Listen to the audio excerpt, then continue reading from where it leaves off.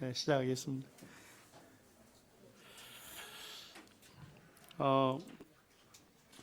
DNA 한 개 세포 안에 있는 DNA를 쭉 풀면요 몇 미터 정도 된답니까?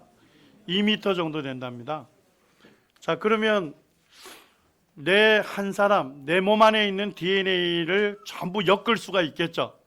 자, 엮으면 지구를 몇 바퀴 돌릴 수 있대요? 500만 번을 돌릴 수 있는 길이랍니다.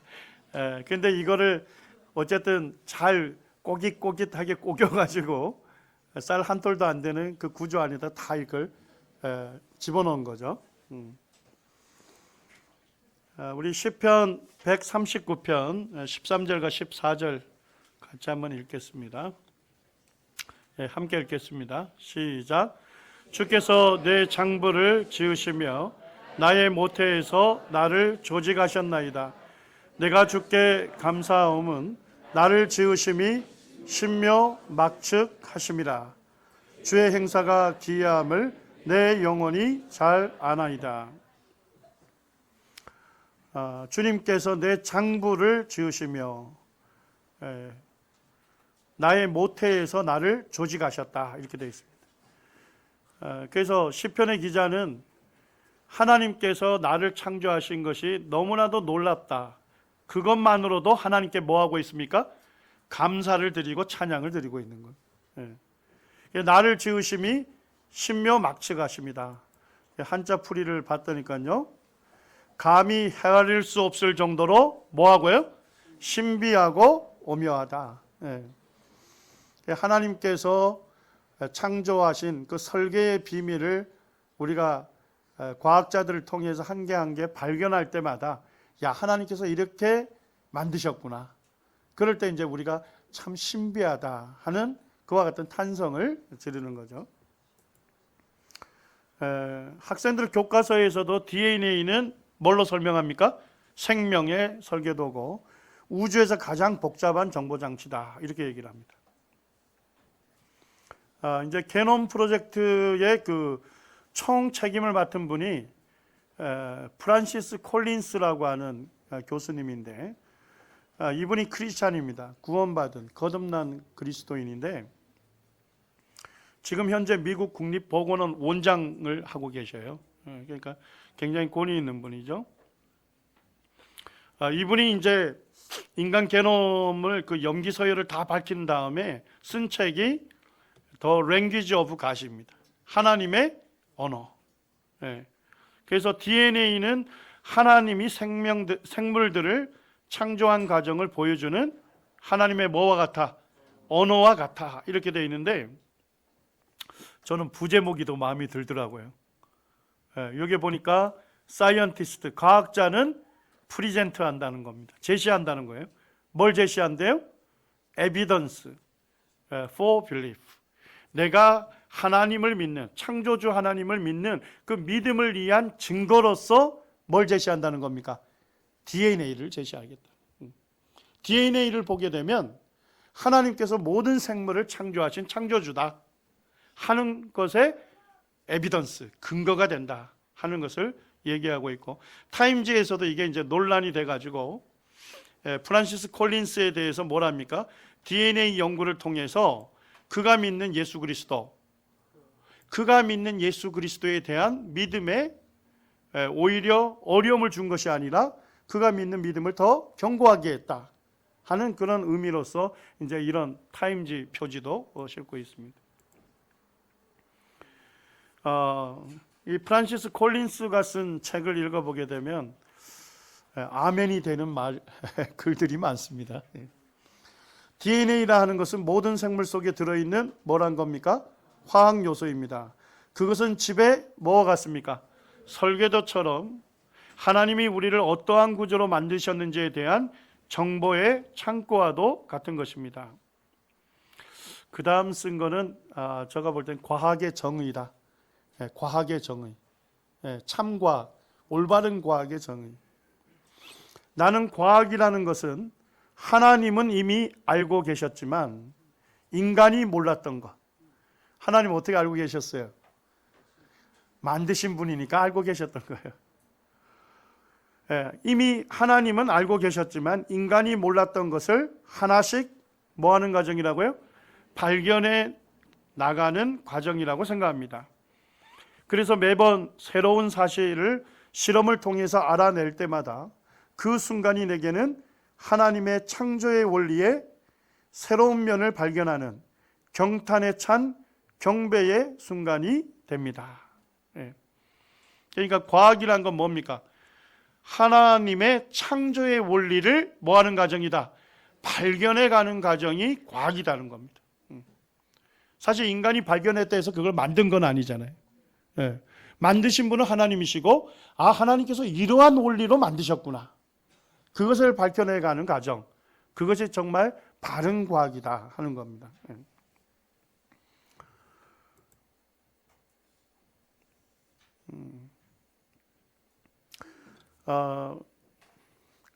이제 그 케네스 밀러라고 하는 브라운 대학교 교수님이신데요. 이분이 이제 DNA를 갖고서 이거 DNA 창조의 증거가 아니고 오히려 진화의 증거다 이렇게 했던 진화론자입니다.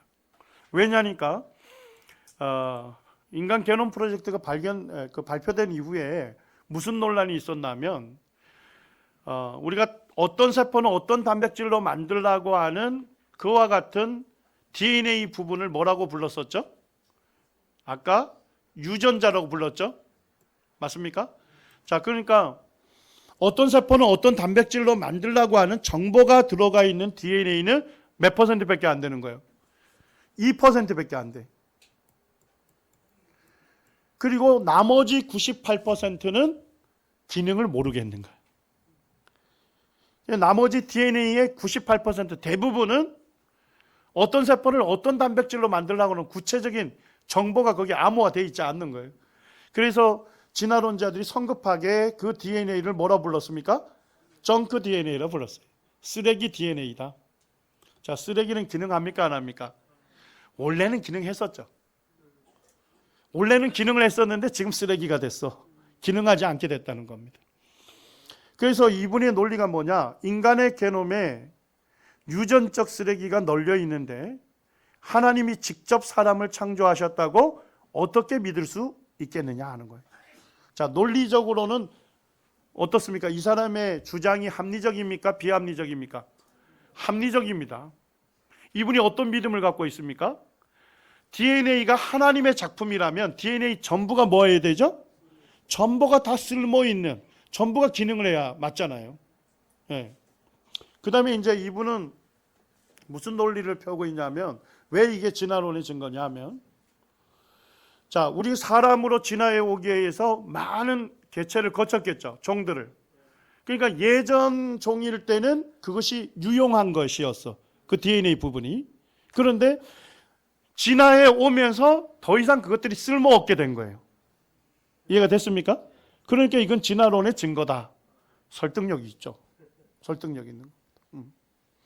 설득력이 있지만은 이 사람이 과학자로서는 잘못된 판단을 내렸습니다. 왜 그렇습니까? 자, 단지 기능을 알지 못하는 거잖아요. 기능을 알지 못한 데서 기능하지 않는다 이렇게 섣불리 결론 내리면 돼요, 안 돼요? 그건 어리석은 거죠. 과학자라면 그 사람은 어리석은 사람입니다. 지금은 기능을 잘 알지 못하지만 앞으로 연구하게 되면 더 기능을 알게 될 것이다. 더 연구가 필요하다. 이렇게 겸손하게 결론 내려야 하는데 이 사람들은 아주 결론을 쉽게 내렸어요. 이거 정크 DNA이고 이거 진화론의 증거다. 그래서 우리 형제자매님들이 자료를 다룰 때 어떤 책에서 보면 DNA를 그냥 진화의 증거로 다룹니다.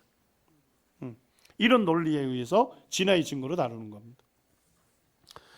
이와 같은 논쟁이 있은 이후에 10년 동안 뭐에 대한 연구가 이루어졌냐면, 그러면 과연 98%는 기능하지 않는가? 걔들은 정말 기능하지 않는 건가? 이거에 대해서 연구를 하게 됐는데 세계 32개의 연구소가 참여하고 과학자들이 442명이 참여했답니다. 10년 동안 이것만 연구한 거예요. 그렇게 해서 2012년에 동시에 사이언스지하고 네이처지에 동시에 다 실었습니다. 나누어서 실었는데 그때 사이언스 겉표지에는 뭘로 실었냐면 뭘로 실었습니까? 전자회로로 실었습니다. 자, 우리 어릴 때 그런 실험 해봤죠. 전구에다 전선 연결하고 뭐 이렇게 직렬, 병렬 이렇게 만들어 가지고 스위치 누르면 어떻게 되죠? 불이 들어오고 스위치 떼면 꺼지잖아요. 작동 안 하잖아요. 알고 봤더니까 나머지 98%는 뭐냐? 10년 동안 연구해서 400만 개의 스위치를 개발했다는 겁니다. 자, 발견했다는 겁니다. 스위치라는 건 뭐냐면 2%가 DNA죠. 자, 2%가 유전자죠. 걔들이 어떤 세포를 어떤 단백질로 만들려고 하는 구체적인 정보가 암호화되어 있습니다. 그럼 나머지 98%는 대부분 뭐냐? 언제 그 유전자가 작동할 거냐? 뭔 얘기인지 알겠습니까? 언제 작동할 거냐? 얼마 기간 동안 작동할 거냐? 언제 그 유전자가 멈추게 할 것이냐? 그것들을 조절하는 스위치들로 다 되어 있더라는 겁니다. 자, 기능하는 거예요, 안 하는 거예요? 기능하는 거잖아요. 유전자를 조절하는 그와 같은 정보들이 그 안에 다 들어가 있는 겁니다. 그렇게 해서 사이언스지는 전자회로로 표시한 겁니다. 그 다음에 네이처지는 뭐예요? 둥근 도서관. 자, 도서관에 뭐가 끼어 있죠? 책들이 있습니다. 자, 책을 펼쳐서 읽으면 뭐죠? 뭐가 들어가 있습니까? 구체적인 정보가 들어가 있습니다. 맞습니까? DNA가 그와 같다는 겁니다. 구체적인 정보가 없는지 알고 쓰레기 DNA라고 성급하게 했는데 알고 봤더니 책처럼 구체적인 정보를 거기서 다 담고 있더라. 그래서 인간의 DNA는 뭐 할 것이 없다. 버릴 것이 없다. 이렇게 되어 있고 거기에 이제 키 논문이 되는 게 이제 이 논문입니다. 이 네이처지에 실린 건데 제가 이제 거기에 요약에 보니까 이렇게 써놨어요. 이러한 데이터는 잘 연구된 단백질 암호 영역 외에 있는 2% 이하의 걸 얘기하는 겁니다. 98%는 게놈의 80%에 대한 생화학적 기능들을 뭐 할 수 있었다는 거예요? 정할 수 있었다는 겁니다. 뭔 얘기인지 이해됐습니까? 아까 기능하지 않는다고 98% 정크 DNA라 했죠? 근데 10년 동안 연구해서 그 정크 DNA라고 하는 놈들의 80%가 다 뭐란 거예요? 구체적으로 기능을 한다는 것을 뭐 할 수 있었다고요? 지정할 수 있었다. 그 기능을 정할 수 있었다는 겁니다. 이해가 되셨나요? 그리고 이제 이 연구의 엔코드 수석 분석 조정자인 이완 버니라고 하는 과학자는 이렇게 얘기했습니다. 80%는 곧 몇 %가 될 거다? 100%가 될 거다. 불필요한 DNA는 정말로 없다. 이제 쓰레기 DNA라는 비유는 더 이상 뭐하다? 유용하지 않다는 겁니다. 자, 그러면 케니스 밀러라는 진화론자의 논리대로 얘기해 보시죠. 그 사람은 뭐예요? DNA가 하나님 작품이라면 몇 %가 기능해야 한다는 거예요? 100%가 다 기능해야 된다는 거죠. 맞습니까? 이 진화론자의 믿음을 그대로 보더라도 DNA는 뭐다? 누구의 작품이다? 하나님의 작품이다 하는 것을 명확하게 이해할 수 있는 거죠. 맞습니까? 이런 논리로 정연하게 소개를 하면 참 좋을 것 같습니다. 여기에 보면 앤토니 플루라고 하는 무신론자인데 굉장히 공격적인 무신론자였습니다. 이 공격적인 무신론자인데 이분이 쓴 책이 예전판을 봤더니까 There is no God입니다. 하나님은 없다. There is no God이라는 책을 이분이 썼습니다. 그리고 이분은 자기가 하나님 믿지 않을 뿐만 아니라 이분이 감리교 목사님 아들인데 이분이 뭐까지 했느냐 하면 기독교의 성경학자들과 함께 토론을 한 사람이에요. 자기는 이제 하나님 계시지 않는다 하는 주장을 펼쳤고 이제 기독교 성경학자들은 하나님 계신 거에 대해서 이렇게 공개적인 무신론자였습니다. 그리고 이 사람이 쓴 하나님은 없다는 책이 엄청난 영향력을 미쳐가지고 수많은 사람들을 무신론으로 이끌었던 그런 영향력이 있는 인물입니다. 이분이 아마 몇 년 전에 돌아가셨는데 다행히도 돌아가기 전에 제가 원서를 봤더니까 There is no God이라고 표지에 돼 있는데 거기에다가 노자에다 X자를 하고 그 다음에 밑에다가 가시라고 되어 있었어요. 누가 계신다? 하나님은 계신다는 책을 이분이 썼습니다. 그런데 그분이 그와 같은 마음을 바꾼 이유, 회심한 이유를 그분이 책에 이렇게 쓰고 있습니다.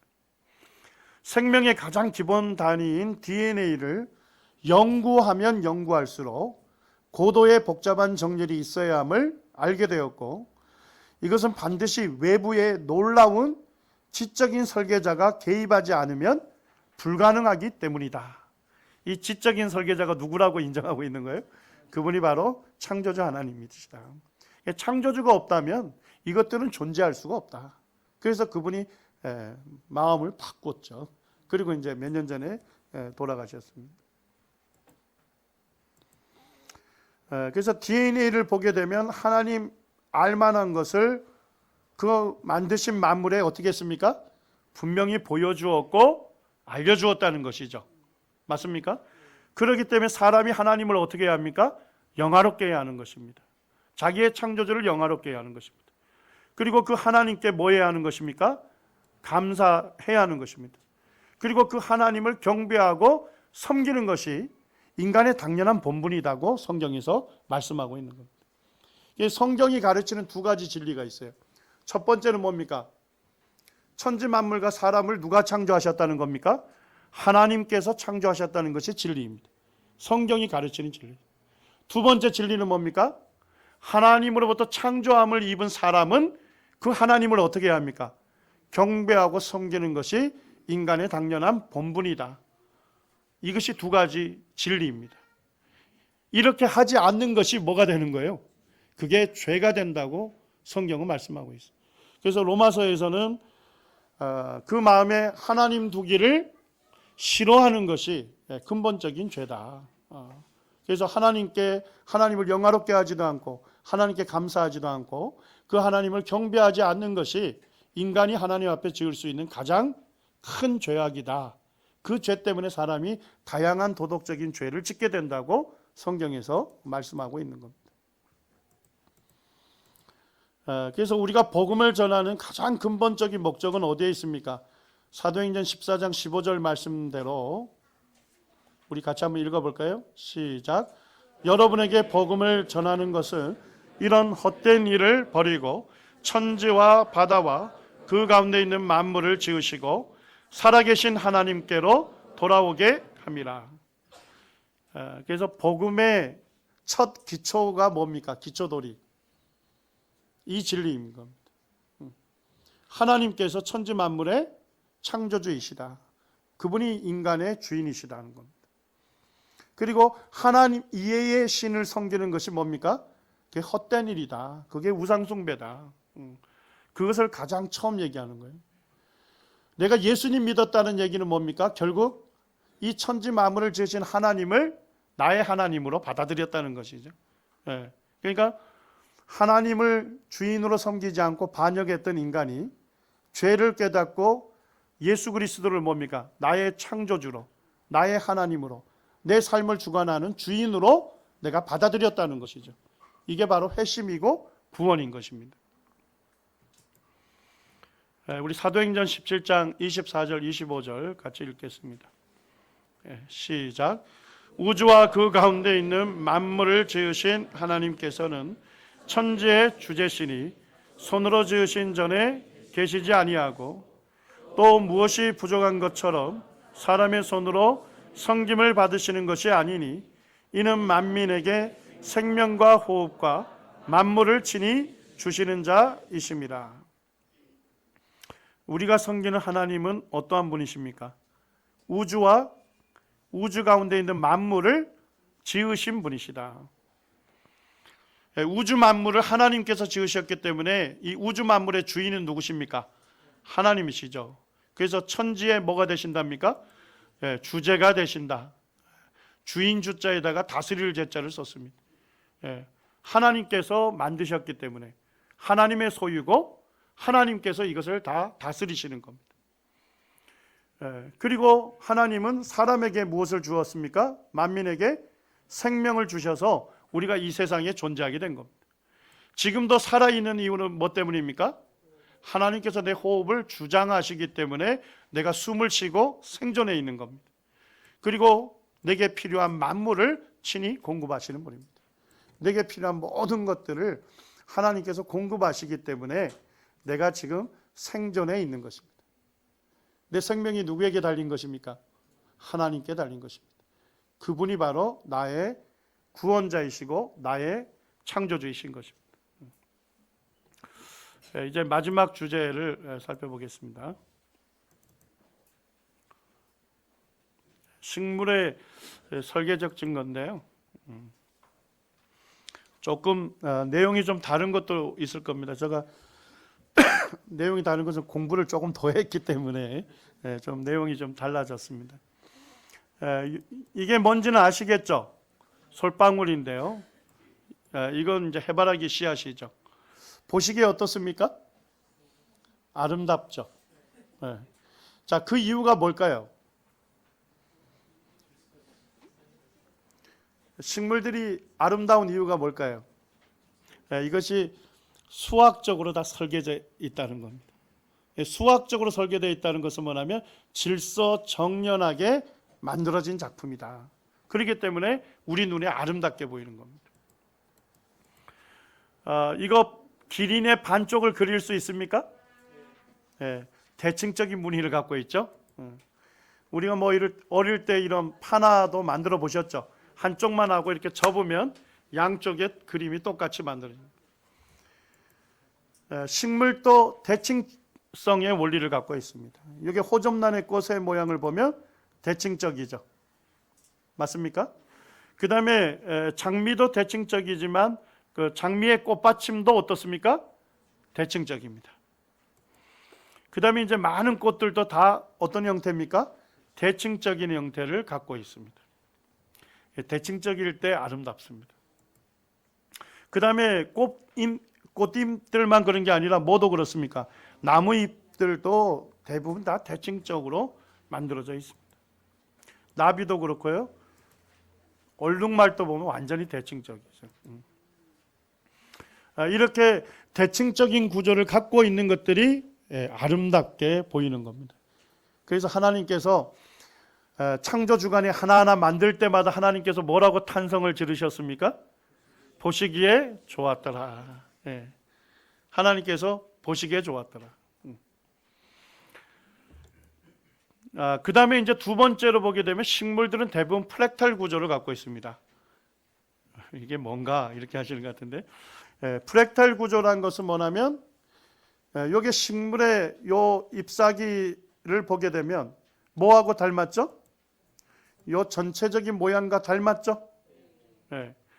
자, 그 다음에 이 부분은 또 그 안쪽에 있는 부분하고 닮았죠? 그러니까 부분이 전체와 같은 형태로 끝없이 반복되는 구조를 뭐라고 합니까? 프랙탈이라고 합니다.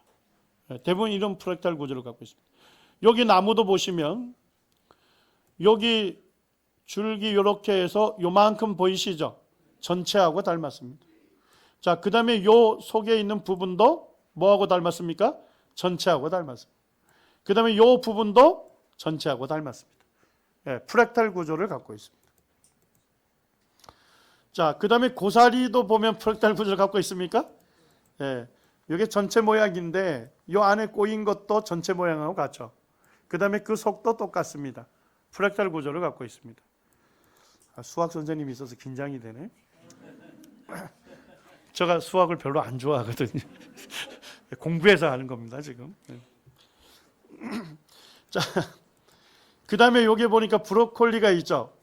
전체적인 모양하고 요 부분 모양이 같습니다. 그 다음에 그 부분에서도 또 잘라보면 똑같습니다. 프랙탈 구조가 반복되고 있습니다. 그 다음에 이제 뭐 서양에 있는 브로콜리를 하는데 이것도 보면 전체적인 모양하고 또 부분 모양하고 또 부분 모양이 반복되는 무슨 구조를 갖고 있다고요? 프랙탈 구조를 갖고 있습니다. 양배추 속도 보면 프랙탈 구조를 갖고 있다. 그 다음에 나무 잎사귀도 보면 어떻습니까? 전체하고 이 부분이 프랙탈 구조를 갖고 있죠. 그 다음에 또 프랙탈 구조를 갖고 있습니다. 이런 식으로 프랙탈 구조를 갖고, 알로에도 프랙탈 구조를 갖고 있죠. 그 다음에 앵무족에도 보시면 전체 모양하고 그 다음에 이 부분이 같은 모양이죠. 그 다음에 또 그 안에가 같은 모양입니다. 이것도 계속 반복되고 있는 프랙탈 구조입니다. 달팽이도 프랙탈 구조로 갖고 있습니다. 자, 두 번째 원리까지 했습니다. 자, 여기 보니까 숫자들이 있는데 어떤 패턴이 있습니까? 어떤 패턴을 갖고 있나요? 네, 훌륭하십니다. 더하기 30 되어 있습니다. 자, 요 숫자들은요, 어떤 패턴 갖고 있습니까? 예, 2배씩입니다. 좋습니다. 수학 시간 같은데. 그 다음에 여기에 있는 숫자들은 어떤 패턴이 있나요? 여기 다음 숫자는 뭐일까요? 13입니다. 어떤 분들 눈 크게 뜨시는데, 앞에 있는 두 수를, 연이은 두 수를 합치면 그 다음 수가 되죠? 또 그 다음에 그 앞에 있는 두 수를 합치면 그 다음 수가 됩니다. 이걸 이제 피보나치 수열이라고 합니다. 이 피보나치라고 하는 이탈리아 수학자가 뭘 설명하기 위해서 만들었냐면요. 우리 토끼 있죠? 토끼 암수 한 쌍을 갖고 있으면 개들이 어떻게 번식하겠느냐, 개월별로 몇 마리씩 늘어날 건지 그거를 이제 연구를 해봤습니다. 봤더니까 어쨌든 개월마다, 자, 첫째 2달마다 다시 그 번식할 수 있대요. 자, 처음에는 한 쌍이죠. 둘째 달은 한 쌍, 셋째 달은 2쌍, 넷째 달은 3쌍, 다섯째 달은 5쌍. 자, 무슨 수율로 번식하고 있습니까? 예, 피보나치 수율로 번식하고 있다 하는 것을 알게 된 거죠. 근데 재미나는 것은 뭐냐면 꽃잎들이 전부 피보나치 수율을 갖고 있다는 겁니다. 자, 몇 장이죠? 3장. 몇 장이죠? 몇 장입니까? 몇 장입니까? 벌써 세셨어요? 몇 장? 21장. 전부 다 뭐예요? 피보나치 수율을 갖고 있는데 어떤 분들은 한 5%는 그렇지 않다 하는데 사실은 그 5%도 잘 그 꽃들을 관찰해 보면 꽃잎처럼 보이지만 나머지는 꽃받침이에요. 그러니까 꽃잎만 순수하게 세면 전부 다 무슨 수열을 이룬다? 피보나치 수열에 해당되는 수로만 되어 있습니다. 자, 여기에서도 보면 꽃잎이 몇 개죠? 1개. 요거는요, 2개. 2개잖아요. 하나, 둘. 요거는요? 많다. 13개 같아요. 네, 찍어보면. 네, 대부분 식물들이 피보나치 수열로 되어 있습니다. 그 다음에 나뭇가지도 이 싹이 나는데 새로운 가지가 날 때 항상 2마디가 생긴 다음에 뭐예요? 새로운 마디가 하나 생깁니다. 2마디가 생긴 다음에 새로운 마디가 하나 생깁니다. 그래서 여기에 보게 되면 자라나는 요 수대로 보게 되면 무슨 수열을 갖고 있죠? 피보나치 수열대로 나뭇가지 숫자를 형성합니다. 자, 그 다음에 이제 식물들의 줄기를 보시죠. 자, 줄기도 보니까 어떤 수열 방식으로 숫자가 증가하죠? 피보나치 수열입니다. 자, 그 다음에 잎사귀를 보세요. 하나, 또 하나, 몇 개죠? 2개, 3개, 5개, 8개. 잎의 개수도 어떻게 증가합니까? 피보나치 수열로 증가합니다. 피곤합니까?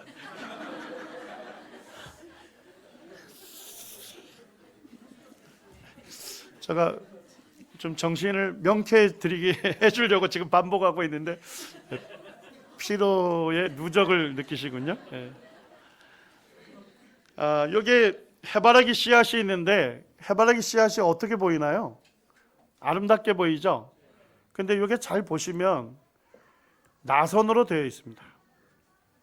어느 방향으로 감기죠? 시계 방향으로 감기는 나선이 있습니다. 근데 이쪽으로만 감기는 게 아니죠. 시계 반대 아니구나. 시계 반대 방향으로 감기는 나선 보입니까? 자, 몇 중 나선이에요? 2중 나선이라는 겁니다. 근데 2중 나선인데 해바라기 씨앗을 연구해 봤더니까 시계 방향으로 감기는 나선이 몇 개예요? 34개. 시계 반대 방향으로 감기는 나선은요? 안 세보셨어요? 55개. 이제 오늘 가셔서 이제 해바라기 아주 없죠. 해바라기 나오면 세 보세요. 그런데 해바라기에 꽃이 큰 게 있고 작은 게 있잖아요. 작은 것들은 이렇게 되고 큰 것들은 클수록 55개, 89개 나선. 더 큰 거는 89개, 144개가 됩니다. 근데 요 수열들이 전부 뭐예요? 피보나치 수열을 이루는 겁니다. 이거로만 되어 있습니다. 자, 이것만 아닌 게 아니라 데이지가 아니고 데이지꽃씨도 보면 피보나치 수열을 이룹니다. 시계 방향으로 되어 있는 게 21개 나선, 시계 반대 방향으로 감긴 나선이 34개입니다. 자, 요게 보니까 누가 있습니까? 솔방울도 보면 시계 방향으로 감기는 나선이 8개, 시계 반대 방향으로 나선이 13개입니다. 요것뿐만 아니라 파인애플도 보면 이 방향으로 감기는 나선이 몇 개랍니까? 8개. 반대 방향은요? 13개입니다. 전부 피보나치 수열을 이룹니다. 그러니까 식물학자들이 놀라는 게 있어요. 일정한 패턴으로 보인다는 겁니다. 그리고 그걸 수학으로 표현할 수 있다는 겁니다. 자, 이제 그러면 왜 이렇게 피보나치 수열로 되느냐가 중요하겠죠? 자, 왜 피보나치 수열로 이중나선으로 되어 있을까요? 자, 예를 들어서 한쪽 나선으로만 되어 있다 생각해 보시죠. 지금 시계 방향으로 감기는 나선이죠. 자, 그렇게 되어 있으면 어떻게 되죠? 넓어질수록 어떻게 돼요? 빈 공간이 많이 생기죠. 맞습니까? 씨앗을 적게 둘 수밖에 없습니다. 자, 그런데 이중 나선 구조를 갖게 되면 최소의 공간에 가장 많은 최대의 씨앗을 둘 수 있다는 겁니다. 이해가 되셨어요? 자, 이건 어떤 이점 때문에 이렇게 만든 거예요? 번식을 좋게 하기 위해서 번식의 효율적인 패턴을 되어 있다는 것입니다. 그 다음에 이제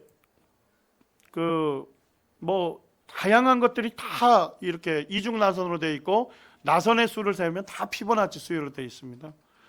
수학자인 파우 아텔레라고 하는 수학자가 이렇게 얘기를 합니다.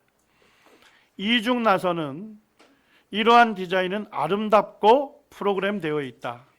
식물들이 수학을 알았던지 몰랐던지 간에 식물들은 분명히 일련의 공통된 규칙을 따라 어떻게 되어 있다고요? 프로그램되어 있다는 겁니다. 식물이 알았을까요? 예, 이미 프로그램되어 있다는 것입니다. 그럼 누가 있어야 존재할 수 있습니까? 프로그래머이신 하나님께서 식물을 창조할 때조차도 일정한 패턴을 갖고서 질서를 따라 만들었고, 그 다음에 이 질서로 만든 이유가 뭐예요? 씨앗을 제일 많이 두는 방식으로 번식에 유리하는 효율적인 방식을 택하셨다는 겁니다. 자, 근데 피보나치 수열은 또 재밌는 특성이 많아요. 뒤에 수에다가 앞에 수를 나눠 보세요. 자, 계속 나누니까 어디에 가까이 가죠? 1.618로 가까이 갑니다. 자, 1.618은 뭐죠? 한금비라고 하는 거예요. 한금비. 예. 그래서 여기 보면 유클리드라고 하는 수학자가 여기 한 선분이 있죠. 오늘 또 죄송합니다. 근데 학생들이 이걸 배우고 있기 때문에 그때 활용하면 좋아요. 자, 한 선분을 두 선분으로 나눈다는 겁니다. 나눌 때 자, 전체 선분이 뭐죠? x 플러스 1으로 봤죠. 전체 선분에 대해서 큰 선분의 비율하고, 그 다음에 두 개 나눈 것 중에 큰 선분 x가 있죠. 그것분의 작은 선분 1로 그 비율로 나눴을 때 똑같아지는 거. 그러니까 전체 선분에 대한 큰 선분의 비율하고 두 개 중에 큰 선분에 대한 작은 선분의 비율이 어떨 때 똑같아지는 지점. 그게 x가 얼마란 거예요? 1.618이 된다는 겁니다. 그래서 여기 보니까 작은 선분을 1로 봤을 때 긴 선분이 1.618이 됐을 때를 한금 분할이라고 합니다. 한금 분할. 자, 여기 가나다라 마바 산은 없네요. 자, 이것 중에 가장 안정감 있고 아름답게 보이는 직사각형을 한번 찾아보시죠. 추천해 보세요. 예? 예. 한 70% 정도는 마를 찍는답니다. 자, 근데 마는 뭐로 되어 있습니까?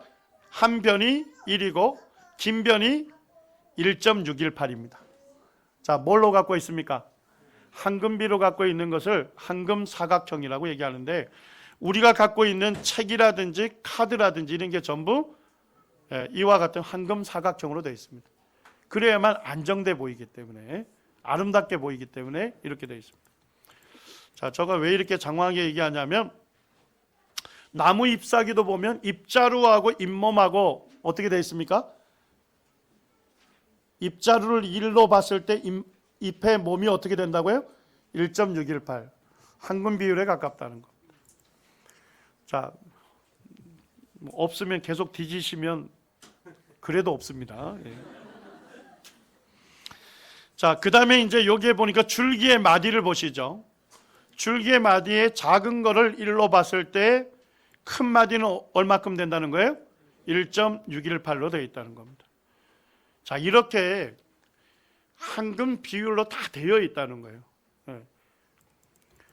자, 그 다음에 이제 데카르트라고 하는 수학자가 황금 나선을 얘기했습니다. 황금 나선도 그냥 간단한 건데, 피보나치 수열이 우리가 아까 1, 1, 2, 3 뭐 이렇게 나갔죠.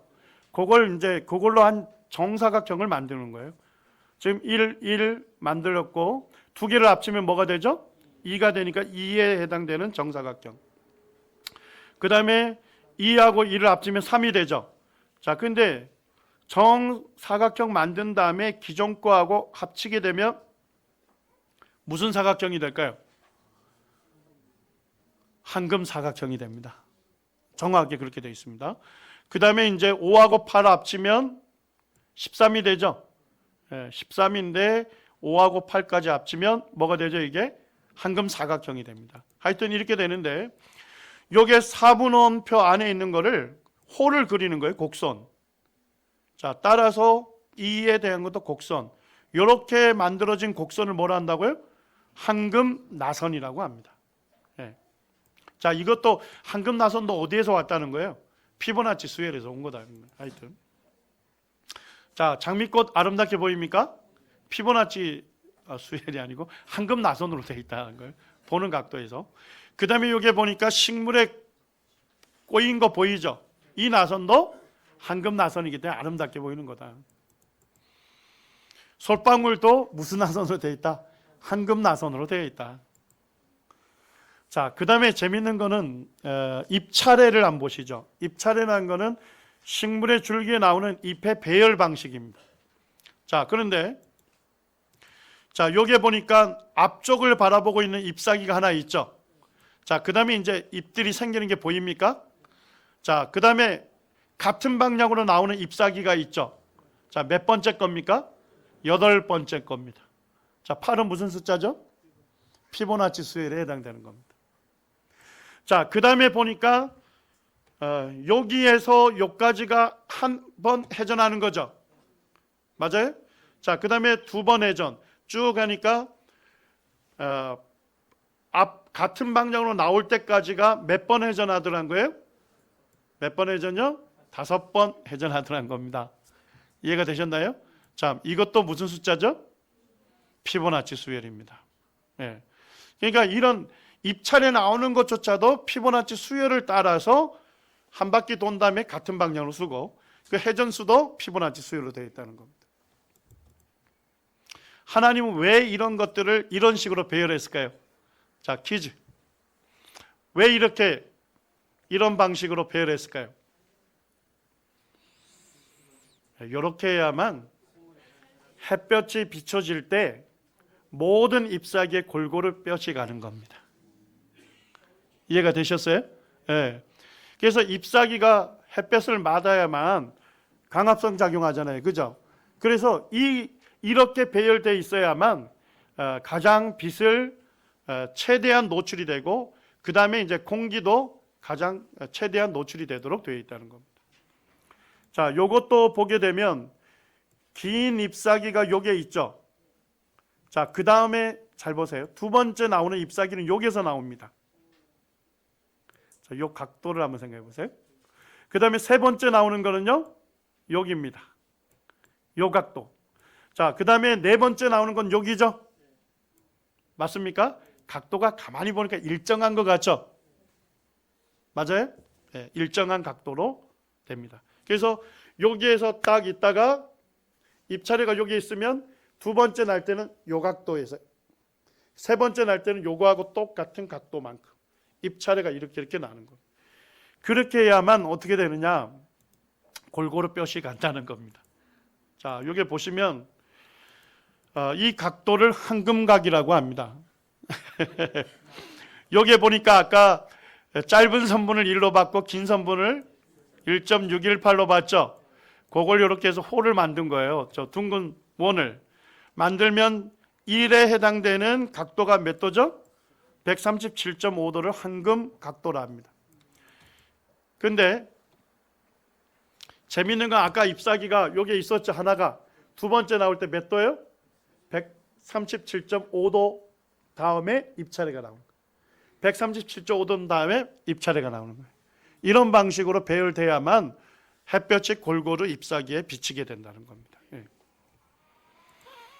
자, 그 다음에 이제 보면 해바라기 씨앗도 보시면, 자, 해바라기 씨앗이 맺혀가는 과정을 보세요. 이것도 참 재밌더라고요. 저만 재미인지 모르겠는데 하여튼 여기 보니까 씨앗이 처음 보입니까? 자, 있고 두 번째 씨앗이 몇 도란 겁니까? 137.5도를 지나서 두 번째 씨앗이 만들어집니다. 그 다음에 세 번째는요, 그 다음에 137.5도로 돌아서 씨앗이 만들어지는 겁니다. 이런 방식으로 계속 돌면서 씨앗이 만들어져 가는 겁니다. 이해가 됐습니까? 그러게 되면 이중 나선 구조가 만들어지는 겁니다. 그렇게 했을 때 최소의 공간에 최대의 씨앗이 배열이 되는 겁니다. 이런 식으로 일정하게 각도로 만들어져 있는 거예요. 제가 동영상을 한번 보여드리겠습니다. 영상을 보시면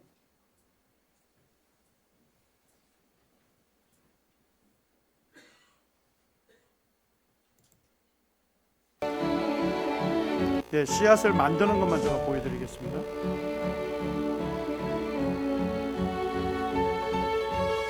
앵무족에도 황금 나선으로 되어 있다.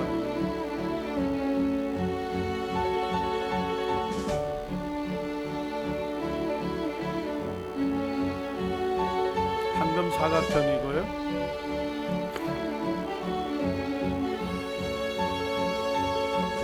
이제 황금 각도를 얘기합니다.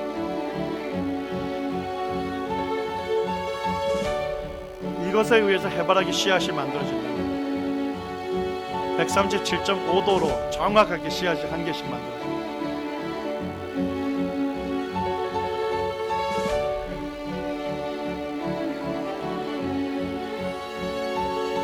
자, 이렇게 되면 뭐가 만들어지는 거예요? 이중 나선 구조에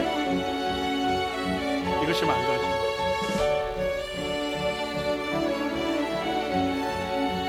자, 아시겠죠? 네, 이런 식으로 참 질서정연하게 씨앗이 한 개 한 개 만들어지는 거예요.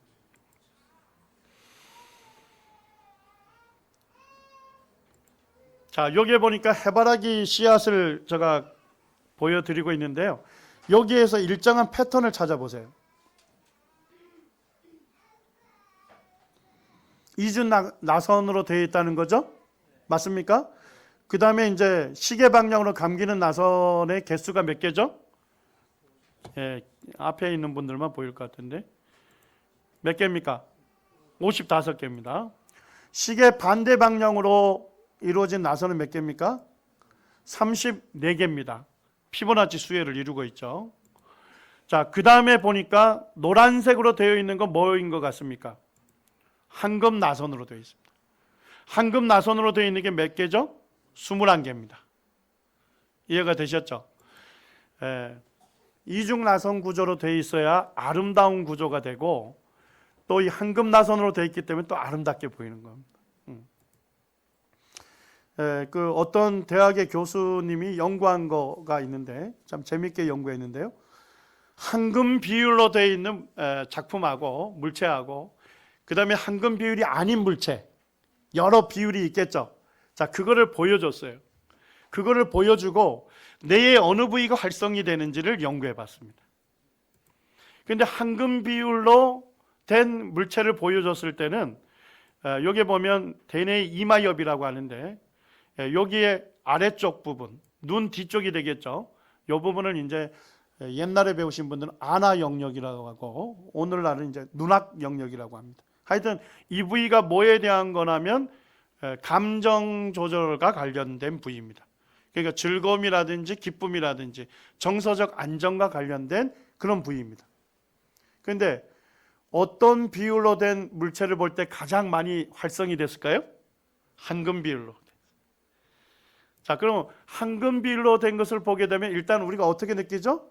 아름답게 느낍니다. 맞아요? 근데 황금 비율로 된 걸 보게 되면 즐거움과 기쁨을 누리게 된다는 겁니다. 정서적으로 안정을 누릴 수 있다는 겁니다. 자, 하나님께서 식물을 이렇게 아름답게 이런 수학적 배열로 만든 것도 결국 누굴 위한 거예요? 누굴 위한 겁니까? 우리를 위한 것이죠. 아름다운 것을 볼 줄 알고 또 그 아름다운 것을 볼 때 즐거움과 기쁨을 누리고 정서적으로 안정을 누리는 우리를 위해서 이렇게 아름다운 형태로 만들었다는 겁니다. 아인슈타인도 이런 얘기를 했습니다. 나는 하나님이 없다고 말하는 사람들을 불쌍하게 여긴다. 과학을 진지하게 추구하는 모든 사람들은 우주 법칙 안에 하나님의 영이 존재한다는 것을 뭐 할 수 있다? 확신하게 된다. 그 다음에 이제 그 황금 비율 이런 거에 대해서 연구한 그 권위자 중에 한 분이 마리오 리비오라고 하는 교수인데요. 그 사람이 쓴 책 제목이 뭡니까? 하나님은 수학자이신가? 자, 하나님 수학자이십니까? 예, 수학자이십니다. 예, 하나님은 식물을 수학적 배열을 따라 일정한 원칙을 따라 원리를 따라 이 모든 것들을 만드신 최초의 수학자가 하나님이십니다. 그리고 사람에게 뭐 할 수 있는 또 지성을 주셨어요. 수학을 할 수 있는 지성도 하나님 주신 거예요. 하나님께서 식물도 다 수학적으로 만드셨고 사람에게도 수학을 알 수 있는 지성을 줬기 때문에 우리가 이와 같은 걸 통해서 수학적 배열을 인식하게 되고 그리고 아름답게 느끼고 즐거움과 기쁨을 누릴 수 있도록 하나님께서 하신 겁니다. 그러니까 아름다움을 누리는 것도 누구로부터 온 거예요? 하나님으로부터 온 것이고 그것을 아름답게 되어 있다는 것을 연구할 수 있는 수학적 지성도 누구로부터 온 겁니까? 하나님께로부터 온 거예요. 기원이 다 같은 거예요. 로마서 1장 20절 말씀인데요. 이게 지금 카툰 그 이미지를 한번 보시죠. 자, 한 사람이 뭐라 합니까? 하나님이 정말 계시다면 증거를 보여주세요. 그러면서 이제 하루가 지납니다. 저는 기다리고 있습니다. 하나님 정말 계시다면 저에게 하나님 계시다는 증거를 보여주세요. 자, 이 사람은 지금 뭘 보고 있습니까? 하나님께서 창조하신 증거들을 보고 있으면서 하나님 저에게 증거를 보여주세요. 이렇게 얘기하고 있는 겁니다. 이해가 되시나요? 하나님을 알 수 있는 증거는 두 가지입니다. 첫 번째 책은 뭐죠? 성경책입니다.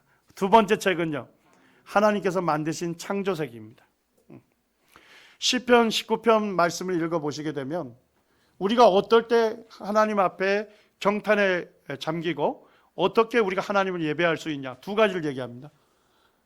19편 1절에 보니까 우리 같이 한번 볼까요? 시편 19편입니다.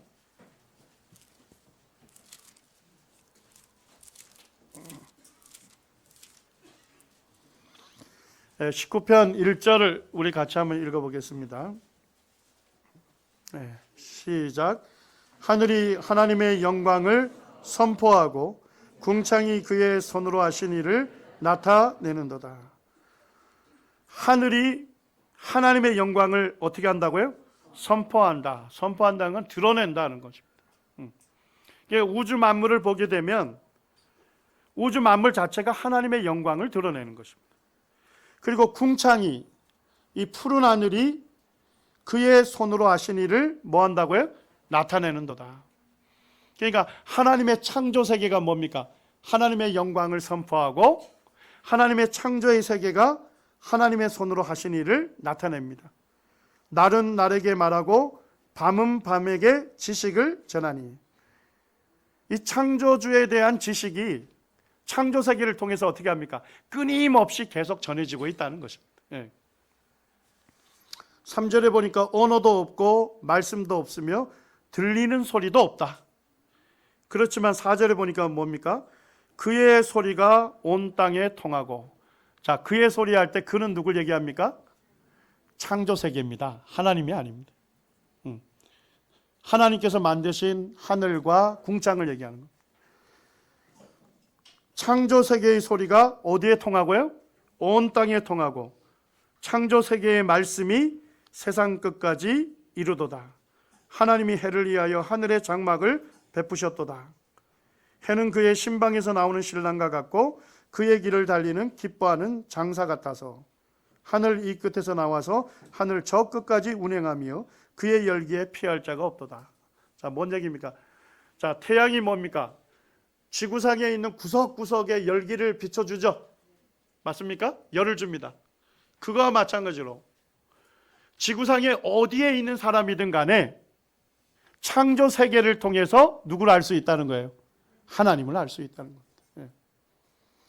태양이 지구의 구석구석을 밝히고 따뜻하게 골고루 하듯이 세상 어느 곳에 있는 사람이든 그가 하나님 만드신 창조의 세계를 잘 살펴보게 되면 하나님을 알 수 있고 하나님의 영광을 볼 수 있다는 것입니다.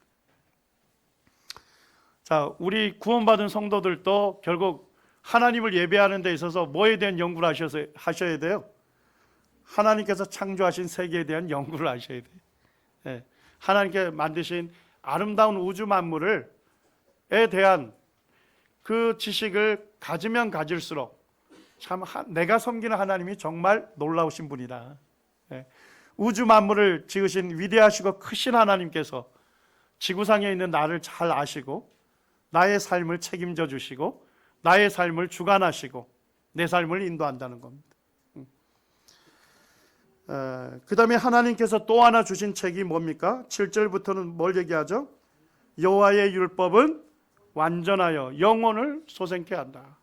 여호와의 율법은 성경을 얘기하잖아요. 성경은 어떻다고요? 완전하다. 무료하고 오류가 없는 완전한 하나님 말씀. 하나님 말씀을 우리가 읽게 될 때 뭡니까? 우리의 영혼이 소생하게 되는 것이죠. 8절에 보니까 여호와의 교훈은 정직하여 마음을 어떻게 한다고요? 기쁘게 하고.